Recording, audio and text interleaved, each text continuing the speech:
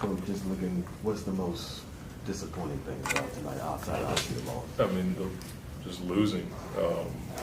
I'm not. There's other parts of the game that you can look at. The rebounding. You know, we got punished tonight.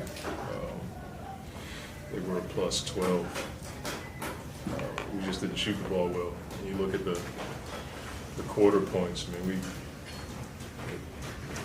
3 quarters we were 23 or less. Like you can't win an NBA game like that if you can't put the ball in the basket. We just had a tough time scoring the ball. It wasn't the shots we generated. We generated 42 threes. Attempts, just didn't make enough shots. We shot 40 from the field and only 9 free throws. You know, I didn't think we attacked the Reds, their switches, the way that we have been in the past. I thought we kind of settled a little bit some of our shots. We've been really good with our bigs punishing.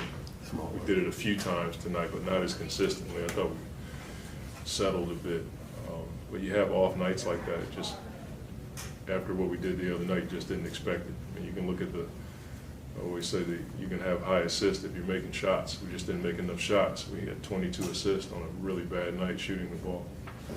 Looking at, you talked about the switches. Is this sometimes still a matter of Ayton just demanding the ball or calling for it or getting better position or I don't want to isolate him in that environment. I mean, I thought Jock had a few possessions down there that looked really good. DA doesn't get the benefit of some of the contact. Okay. You know, if a guy's driving to the basket and you hit him the way that he's getting hit around the basket, backing people down or fighting for position, I think we probably get to the free throw line a bit more. But it's a totally different world for the guys who are posting up. You can pretty much beat them up down there. And he has to be more demonstrative down there for sure, but he's taking a beating down there. But I wouldn't isolate it to just that. I mean, we didn't respect them shooting the ball. They had 8 threes in the first half. And we gave up strong corner threes. We helped offer the strong corner and gave up an open 3. Like, we don't do that. You know, and there was a 6-point swing.